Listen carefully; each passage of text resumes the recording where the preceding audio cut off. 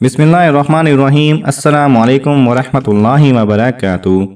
حضرت ابن عباس رضی اللہ تعالی عنہ بیان فرماتے ہیں کہ میں حضرت عمر رضی اللہ تعالی عنہ کے ساتھ حج پر نکلا تو وہاں قضائے حاجت کے لیے راستے سے ایک طرف چل پڑے تو میں بھی ان کے ساتھ لوٹا پانی کا لے کر ان کے ساتھ ہو لیا۔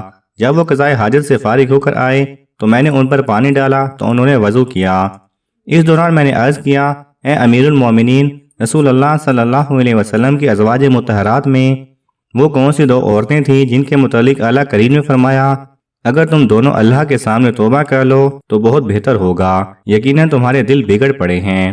حضرت عمر رضی اللہ تعالی عنہ نے فرمایا، اے ابن عباس، تم پر تعجب ہے، وہ عورتیں حضرت عائشہ رضی اللہ تعالی عنہ اور حضرت حفصہ رضی اللہ تعالی عنہ ہیں۔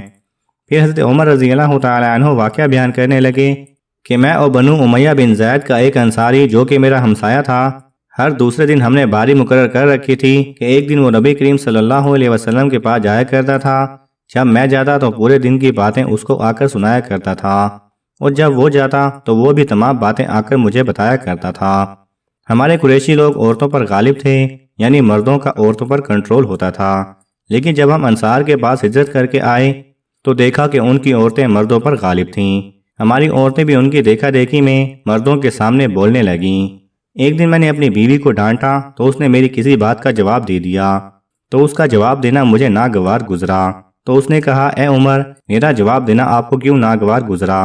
حالانکہ نبی کائنات کی بیویاں آپ صلی اللہ علیہ وسلم کو جواب دے دیا کرتی ہیں، اور آپ صلی اللہ علیہ وسلم کی بعض بیویاں آپ کو پورا دن بھی آپ صلی اللہ علیہ وسلم سے ناراض رہتی ہیں اور بولنا چھوڑ جاتی ہیں۔ میری بیوی کی اس بات نے مجھے چونکا دیا۔ میں نے کہا کہ ازواج مطہرات میں جو ایسا کرے گی وہ تو ناکام اور نامراد ہو جائے گی اور بہت بڑے گناہ کی مرتکب ہو گئی۔ پھر میں نے اپنے کپڑے لیے اپنی بیٹی حفصہ کے پاس گیا۔ میں نے کہا، حفصہ، کیا تم میں سے کوئی اللہ کے رسول صلی اللہ علیہ وسلم کو ناراض کرتی ہے، حتیٰ کہ پورا دن آپ صلی اللہ علیہ وسلم سے رنج میں رہتی ہو؟ حفصہ رضی اللہ تعالی عنہ نے کہا، ہاں ابا جان۔ میں نے کہا، وہ عورت تو ناکام اور خسارے میں پڑ جائے گی جو ایسا کرے گی۔ کیا اسے ڈر نہیں لگتا کہ اس پر اللہ اور اس کے رسول صلی اللہ علیہ وسلم کا غضب ہوگا اور وہ ہلاک ہو جائے گی؟ حفصہ، نہ تو تم اللہ کے رسول صلی اللہ علیہ وسلم سے زیادہ مطالبات کرنا اور نہ آپ صلی اللہ علیہ وسلم کی کسی بات کا جواب دینا، اور نہ ہی آپ صلی اللہ علیہ وسلم سے بول چال چھوڑنا۔ جو چیز تجھے ضرورت ہو وہ مجھ سے مانگ لینا۔ پھر فرمایا، تو اس دھوکے میں نہ پڑ جانا کہ تیری سوکن یعنی عائشہ تو سب سے زیادہ خوب روح ہے اور اللہ کے رسول صلی اللہ علیہ وسلم کو تجھ سے زیادہ محبوب ہے، یعنی تو اس کا مقابلہ کرنے لگ جائے۔ ان دنوں کے ایام میں غسانی بادشاہ کے متعلق ہمارے اندر باتیں ہوتی تھیں کہ وہ ہم سے جنگ کرنے کی تیاری میں ہے۔ ایک دن میرا ساتھی اپنی باری نبی کریم صلی اللہ علیہ وسلم کے پاس گیا۔ عشاء کے وقت واپس آیا تو میرا دروازہ زور سے کھٹکھٹایا اور پوچھا کہ کیا عمر رضی اللہ تعالی عنہ سوئے ہوئے ہیں؟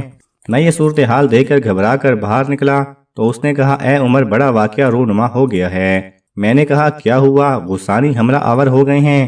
اس نے کہا، نہیں، بلکہ غسانی یعنی عیسائیوں کے حملے سے بھی بڑا واقعہ ہو چکا ہے، وہ یہ کہ نبی کریم صلی اللہ علیہ وسلم نے اپنی بیویوں کو طلاق دے دی ہے۔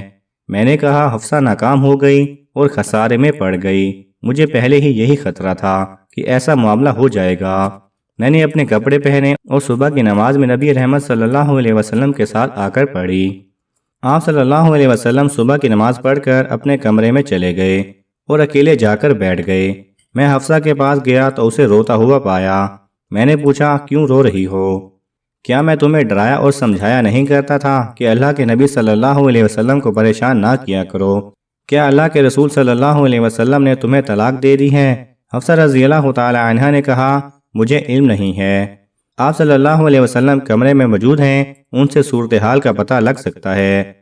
پھر میں وہاں سے نکل کر ممبر رسول صلی اللہ علیہ وسلم کے پاس گیا تو وہاں کچھ صحابہ کرام رضی اللہ تعالی عنہما کو بیٹھا دیکھا۔ ان میں سے کچھ رو رہے تھے۔ میں ان کے ساتھ تھوڑی دیر بیٹھا رہا، لیکن میرے دل کی کیفیت نے مجھے سکون سے نہ بیٹھنے دیا۔ میں اس کمرے کے پاس چلا گیا جس میں اللہ کے رسول صلی اللہ علیہ وسلم موجود تھے۔ باہر آپ صلی اللہ علیہ وسلم کا سیاہ فام غلام کھڑا تھا۔ میں نے اسے کہا کہ میرے لیے اللہ کے رسول صلی اللہ علیہ وسلم سے اندر آنے کی اجازت لے کر آؤ۔ غلام گیا اور اس نے نبی کریم صلی اللہ علیہ وسلم سے بات کی اور واپس آ کر کہا کہ میں نے آپ کا ذکر کیا ہے لیکن آپ صلی اللہ علیہ وسلم نے کوئی جواب نہیں دیا۔ میں دوبارہ ممبر کے پاس بیٹھے لوگوں میں جا کر بیٹھ گیا، لیکن میرے دل کی کیفیت نے مجھے اب کی بار بھی نہ بیٹھنے دیا۔ میں نے غلام سے کہا کہ میرے لیے اجازت مانگو، لیکن اس بار بھی آپ صلی اللہ علیہ وسلم نے کوئی جواب نہیں دیا۔ میں دوبارہ ممبر کے پاس بیٹھے لوگوں میں جا کر بیٹھ گیا، لیکن میرے دل کی کیفیت نے مجھے ستایا اور میں غلام کے پاس چلا آیا اور کہا کہ میرے لیے اجازت مانگو۔ اس نے پھر یہی آ کر بتایا کہ آپ صلی اللہ علیہ وسلم نے کوئی جواب نہیں دیا۔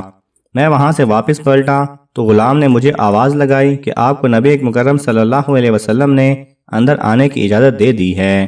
جب میں آپ صلی اللہ علیہ وسلم کے پاس کمرے میں گیا تو آپ کو چٹائی پر لیٹا ہوا دیکھا جس پر بستر نہیں تھا۔ چٹائی نے آپ صلی اللہ علیہ وسلم کے پہلو مبارک پر نشان ڈال دیے تھے۔ آپ صلی اللہ علیہ وسلم نے چمڑے کے تکیے پر ٹیک لگا رکھی تھی جس میں کھجور کی چھال بھری ہوئی تھی۔ میں نے آپ صلی اللہ علیہ وسلم کو سلام عرض کیا اور کھڑے کھڑے میں نے آپ صلی اللہ علیہ وسلم سے پوچھا کہ کیا آپ نے اپنی بیویوں کو طلاق دے دی ہے؟ یہ سن کر آپ صلی اللہ علیہ وسلم نے مجھ پر نظر ڈالی اور فرمایا نہیں۔ میں نے آپ صلی اللہ علیہ وسلم کے دل بہلانے کی نیت سے کھڑے کھڑے کہا یا رسول اللہ صلی اللہ علیہ وسلم، ہم قریشی لوگ اپنی عورتوں پر غالب تھے، پھر جب ہم ایسی قوم کے پاس آئے جن پر ان کی عورتوں کا کنٹرول ہے تو ہماری عورتیں بھی ان کی دیکھا دیکھی میں مردوں کے سامنے بولنے لگیں۔ آپ صلی اللہ علیہ وسلم نے یہ سنا تو مسکرا دیے۔ پھر میں نے کہا یا رسول اللہ صلی اللہ علیہ وسلم، میں نے اپنی بیٹی حفصہ سے کہا کہ تجھے تیری اس وقت یعنی حضرت عائشہ رضی اللہ تعالی عنہ سے دھوکہ نہ لگے جو تجھ سے زیادہ خوبصورت ہے اور اللہ کے رسول کو زیادہ پیاری لگتی ہیں۔ آپ صلی اللہ علیہ وسلم یہ سن کر دوبارہ مسکرا پڑے۔ جب آپ مسکرا پڑے تو میرا دل مطمئن ہو گیا اور میں بیٹھ گیا۔ پھر میں نے آپ صلی اللہ علیہ وسلم کے گھر میں نظر ڈالی۔ اللہ کی قسم میں نے آپ کے گھر میں 3 چمڑوں کے علاوہ کوئی سامان نہ دیکھا۔ میں نے عرض کیا اللہ کے نبی صلی اللہ علیہ وسلم، آپ اللہ تعالیٰ سے دعا کریں کہ وہ آپ کی امت پر مال کی فراوانی کر دے۔ فارس اور روم کے لوگ دولت سے مالا مال ہیں، حالانکہ وہ اللہ کی عبادت نہیں کرتے۔ آپ ٹیک لگائے ہوئے تھے۔ آپ صلی اللہ علیہ وسلم نے ارشاد فرمایا اے ابن خطاب، کیا آپ شک میں ہیں؟ فارس اور روم کے لوگوں کو اچھائیاں دنیا میں مل گئی ہیں، ان کو آخرت میں کچھ بھی نہیں ملے گا۔ حضرت عمر رضی اللہ تعالی عنہ بیان فرماتے ہیں کہ میں نے عرض کی یا رسول اللہ صلی اللہ علیہ وسلم، آپ میرے لیے بخشش کی دعا فرمائیں۔ ہوا یہ تھا کہ حضرت حفصہ رضی اللہ تعالی عنہ آپ صلی اللہ علیہ وسلم کا راز حضرت عائشہ رضی اللہ تعالی عنہ کو بتا دیا تھا، جس کی وجہ سے آپ صلی اللہ علیہ وسلم کو بہت تکلیف ہوئی۔ آپ صلی اللہ علیہ وسلم نے فرمایا کہ میں 1 مہینہ تک اپنی بیویوں کے پاس نہیں جاؤں گا۔ پھر جب 29 دن گزر گئے تو آپ صلی اللہ علیہ وسلم سب سے پہلے حضرت عائشہ رضی اللہ تعالی عنہ کے پاس گئے۔ حضرت عائشہ رضی اللہ تعالی عنہ نے سوال کیا یا رسول اللہ صلی اللہ علیہ وسلم، آپ نے قسم کھائی تھی کہ آپ 1 ماہ بعد ہمارے پاس آئیں گے، جبکہ ہماری گنتی کے مطابق ابھی 29 دن ہوئے ہیں۔ آپ صلی اللہ علیہ وسلم نے ارشاد فرمایا عائشہ، مہینہ 29 دنوں کا بھی تو ہوتا ہے، پھر حقیقت میں بھی وہ مہینہ 29 کا ہو گیا۔